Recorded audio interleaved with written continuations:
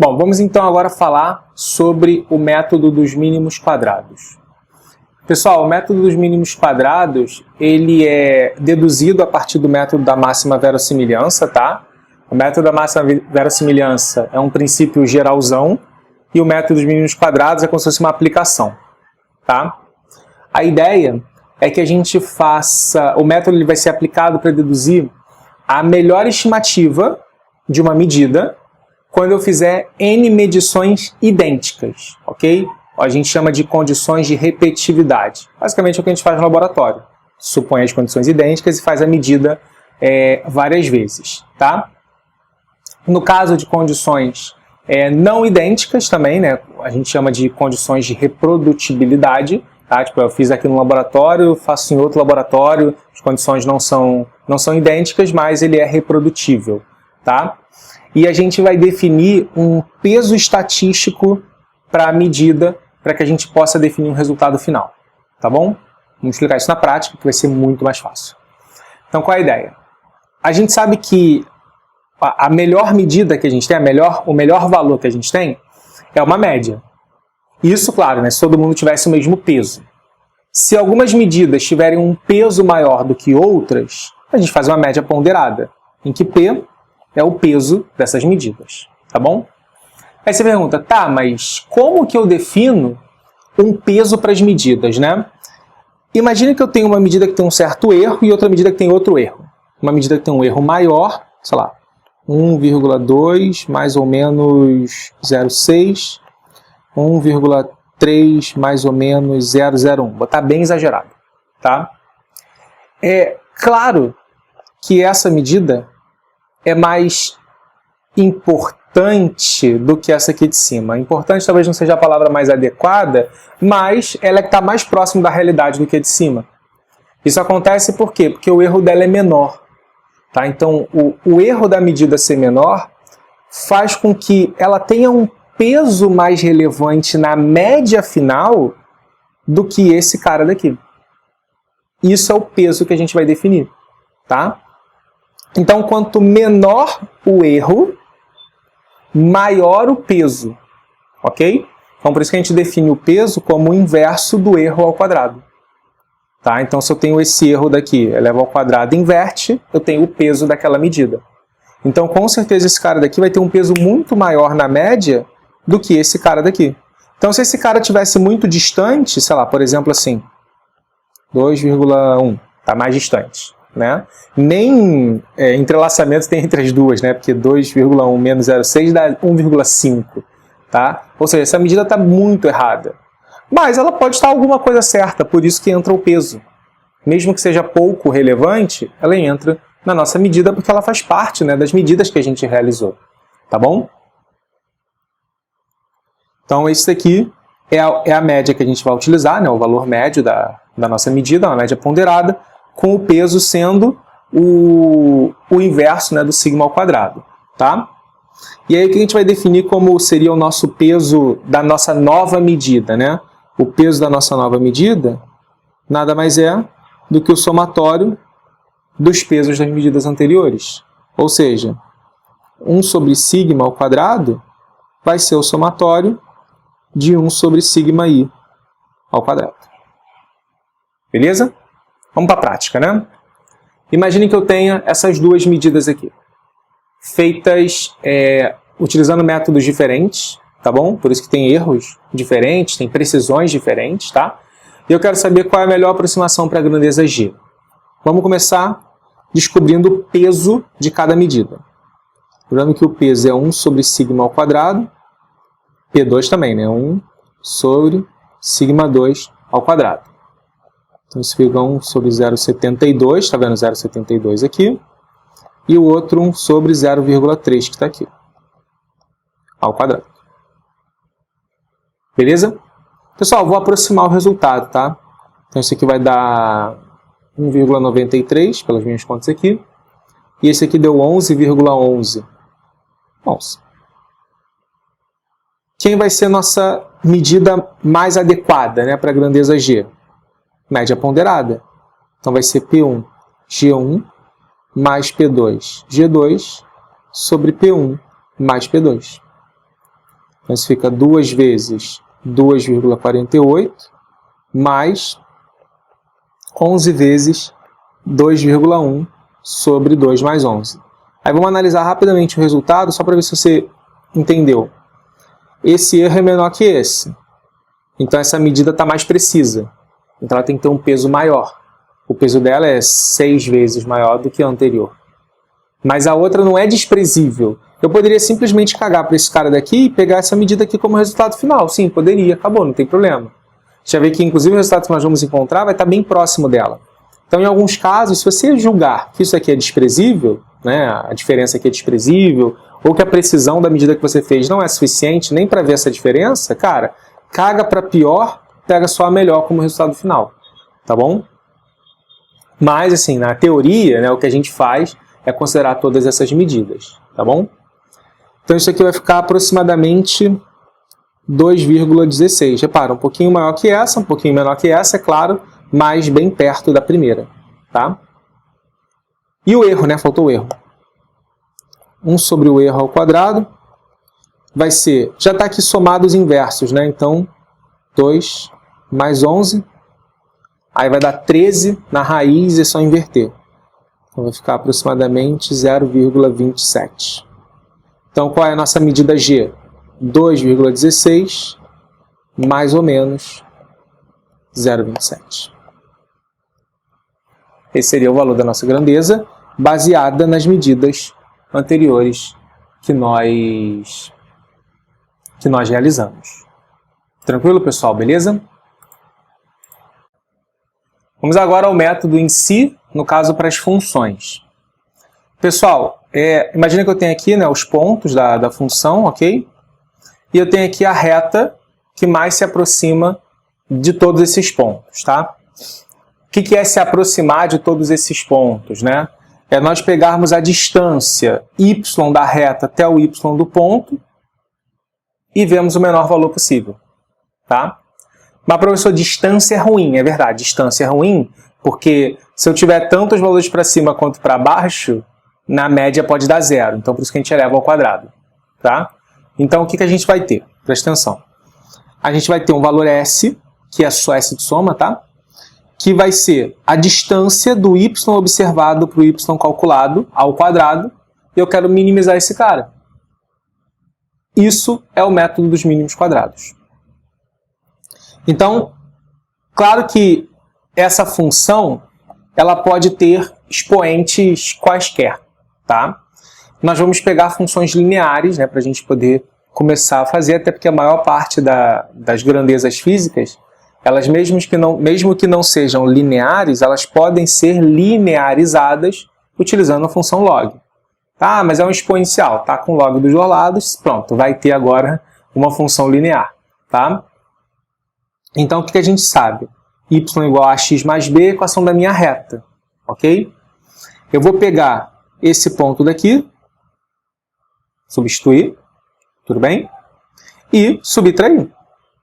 Então é o y observado menos o y calculado, ó, y observado menos o y calculado pela fórmula, tá? Vou somar, né, todo mundo, e quero que isso daqui seja o mínimo possível. O que significa, do ponto de vista matemático, você achar um ponto de mínimo? Deriva igual a zero. Ah, mas tem a segunda derivada. Galera, isso é física, tá? Vai dar certo. Beleza? A gente vai demonstrar tanto assim não. Então eu vou ter aqui o seguinte, ó. Primeira derivada, em relação ao a, igual a zero. Como uma função de duas variáveis, né, o a e o b, que são minhas variáveis, eu também tenho que fazer em relação ao b, igual a zero. Tá? Então eu vou ter aqui, ó, derivada em relação ao a. Aqui mantém a mesma coisa, né, não muda. Derivada aqui vai dar ax, desculpa, derivada em relação ao a, né, cacete. Vai dar x então, né, bota o x aqui na frente, vezes regra da cadeia, né, repete o que está aqui. O sinal de menos você pode cagar para ele, como é igual a zero, só cortar o menos dos dois lados, tá bom? Aí aqui eu vou abrir o somatório, a distributiva. Então vai ficar somatório de x, y. O a é uma constante em relação ao somatório, tá? Vou botar em evidência, somatório de x, menos o somatório a, né, vezes o somatório de x ao quadrado, tá? Aqui era um b, né, galera? Menos b, né? Saiu errado. Pronto, agora tá certinho. E aí, como é que fica agora para o b, né? Em relação ao b, aqui vai dar menos 1, né? Mas a gente vai cagar para isso, né? O 2 também, né, da derivada, a gente já cagou também, porque vai cortar por conta do zero. Aí sobra apenas isso aqui. Exatamente esse cara daqui, tá bom? E aí, abre o somatório, né, faz em 3 somas. Então fica somatório de y0 menos a somatório de x, né? Menos n vezes a soma do b. Porque lembra que é um somatório em b, tá? Você bota o b em evidência, continua o somatório de 1. Só que o somatório de 1 quantas vezes? N vezes, tá? Então por isso ficou menos nb. Então a gente tem aqui, ó, tipo um sisteminha para poder resolver. Como que é esse sisteminha? Bom, o sisteminha é o seguinte, eu quero, chamei esse somatório de colchete, tá? Só para talvez facilitar um pouquinho aí a notação. Então eu tenho, ó, n vezes b, tá vendo? N vezes b mais a vezes somatório de x igual a somatório de y, b vezes somatório de x mais a somatório de x ao quadrado igual a somatório de xy, que seria esse cara daqui. É como se passasse esses dois para cá, tá? Passasse esses dois para cá, e só pega isso aqui como resultado. Tá bom? Galera, passar a matriz para o outro lado, né? Multiplicar pela inversa. Cuidado que a gente tem que multiplicar pela inversa à esquerda, né? Porque eu quero achar o b e o a, então vou multiplicar pela inversa desse cara à esquerda. E pronto, isso é a resposta. Isso aqui é a resposta para o a e para o b. Né? Quem vai ser o b? O b vai ser, ó, esse produto aqui, e o a vai ser esse produto aqui. Então o b vai ser nx menos xy sobre, né, isso aqui. E o b vai ser esse cara daqui.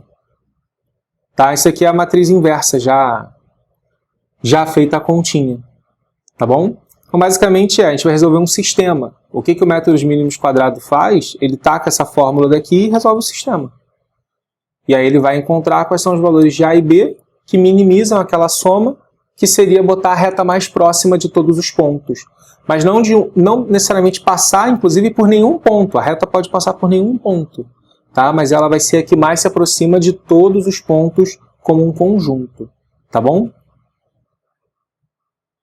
Então coloquei aqui uma questãozinha para a gente poder tentar fazer. Tá? Vamos fazer na mão esse, ok? Na mão de verdade. E aí todos os outros a gente vai usar só o Excel, o programa que você quiser aí para fazer as contas, tá? Mas eu preciso que você tenha feito isso pelo menos uma vez, para que você entenda o resultado.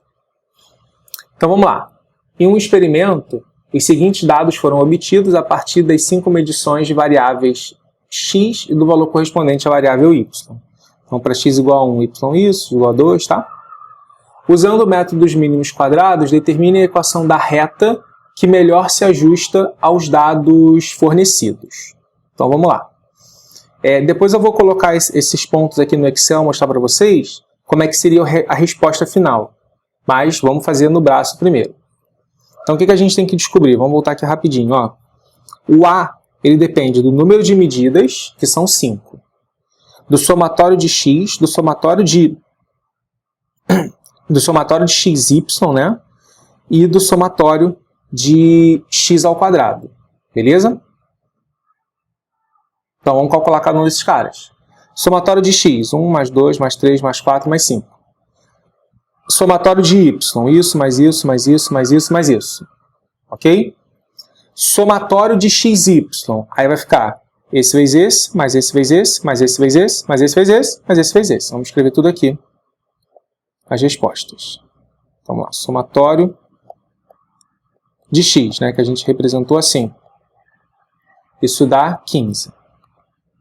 Somatório de y. Aqui para mim deu 30. Somatório de xy. Aí vai ser 2,1 mais 7,8 mais 12 mais 32,8, né?